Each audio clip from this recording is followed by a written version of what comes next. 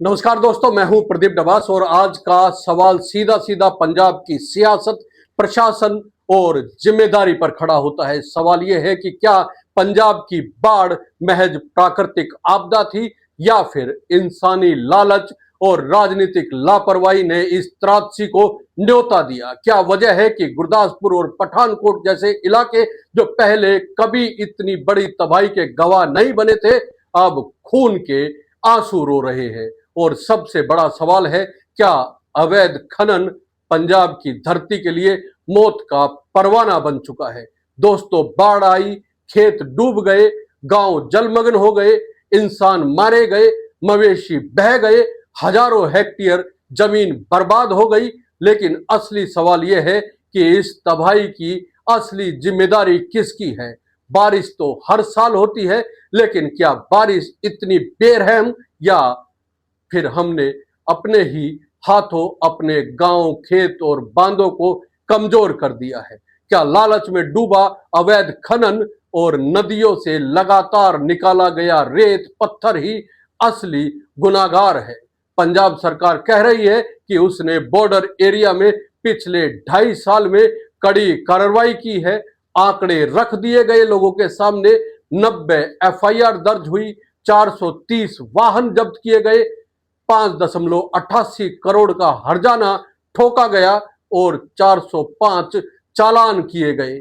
यहां तक कि क्रैशर पॉलिसी 2023 का उल्लंघन करने पर नो क्रैशर यूनिट्स का पंजीकरण भी रद्द कर दिया गया।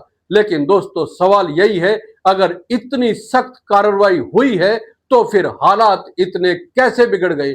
अगर खनन माफिया पर सिकंजा कस चुका था तो फिर गुरदासपुर और पठानकोट में बांध क्यों टूट गए, क्यों गांव में पानी घुस गया, क्यों किसानों की हजारों एकड़ फसलें बर्बाद हो गई।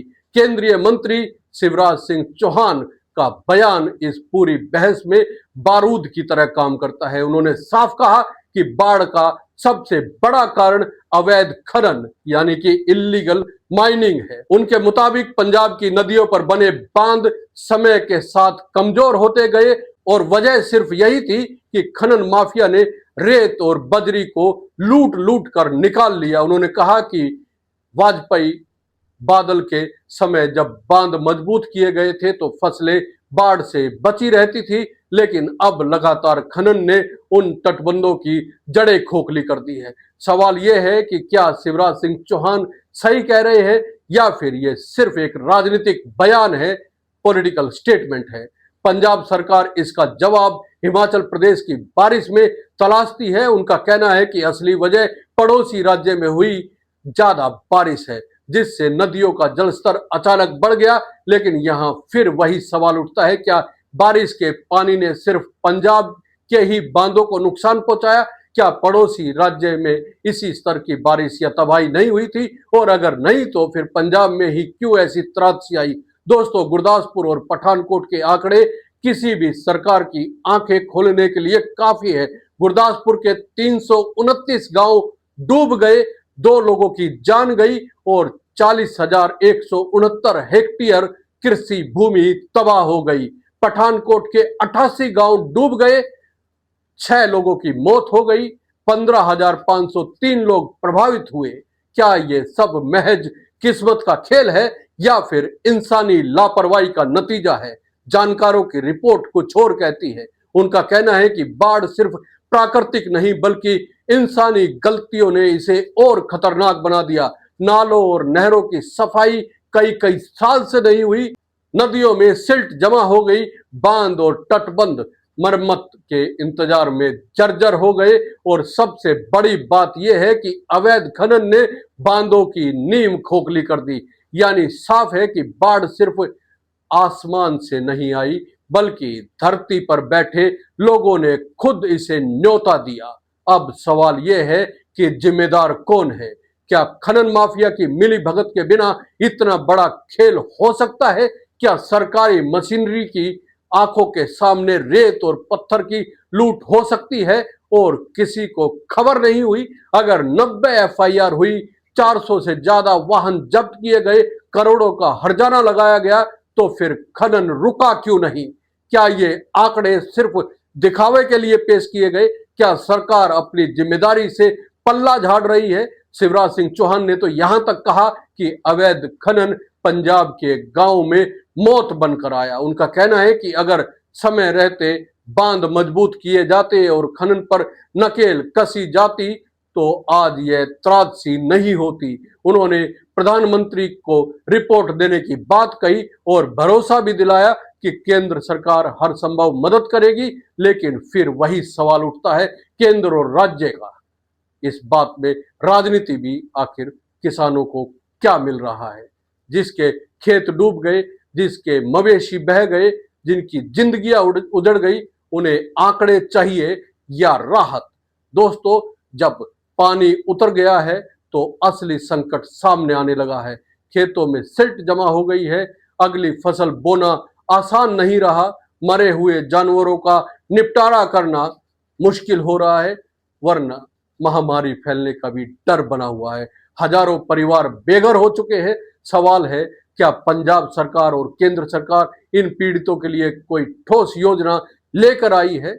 हालांकि पंजाब की ओर से 20,000 करोड़ रुपए की राहत राशि की मांग की गई थी और जब प्रधानमंत्री पंजाब पहुंचे तो मिले सिर्फ 1600 करोड़ रुपए, यानी कि ऊंट के मुंह में जीरा। तो हर संभव मदद का आश्वासन तो केंद्र सरकार की ओर से दिया जाता है, लेकिन जब मदद देने का समय आता है उस समय केंद्र की ओर से क्या दिया जाता है, आप भी सोच सकते हैं। तो दोस्तों, अब सबसे तीखा सवाल है, क्या इस बाढ़ के असली गुनाहगारों को कभी सजा मिलेगी? क्या खनन माफिया पर इतनी कार्रवाई होगी कि आगे से वो बांधों को खोखला करने की हिम्मत ना करे? क्या उन अधिकारियों पर कभी शिकंजा कसा जाएगा जिन्होंने आंखें बंद करके इस खेल को चलने दिया? या फिर यह मामला भी हर बार की तरह राजनीतिक बयानबाजी और आंकड़ों की बाजीगरी में दब जाएगा?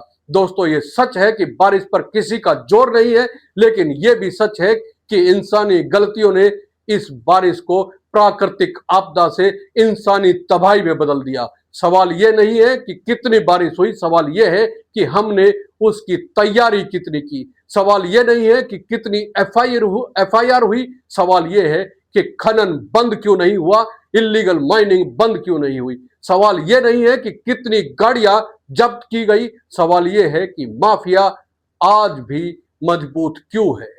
आज पंजाब का किसान खड़ा है बर्बादी के मंजर पर, उसकी जमीन बर्बाद, उसकी फसल तबाह, उसका भविष्य अनिश्चित। वो पूछ रहा है, मेरी इस हालत का जिम्मेदार कौन है? क्या सरकार उसके आंसू पोंछेगी या फिर चुनावी मंचों पर उसका दर्द सिर्फ एक भाषण का हिस्सा बनेगा? अब वक्त है पंजाब सरकार और केंद्र सरकार दोनों अपनी जिम्मेदारियां तय करें, क्योंकि अगर अब भी नहीं चेते तो आने वाले सालों में हर बारिश में एक नई तबाही देखी जाएगी और उस वक्त आंकड़े पेश करने का कोई मतलब नहीं होगा।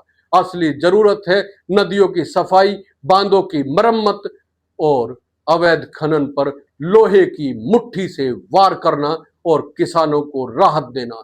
तो दोस्तों, सवाल सीधा है, क्या पंजाब की सरकार और केंद्र की राजनीति इस बाढ़ से सबक लेगी या फिर ये एक तस्वीर और ट्वीट वाली त्रासदी बनकर रह जाएगी? आपका क्या मानना है दोस्तों? कमेंट करके जरूर बताइए।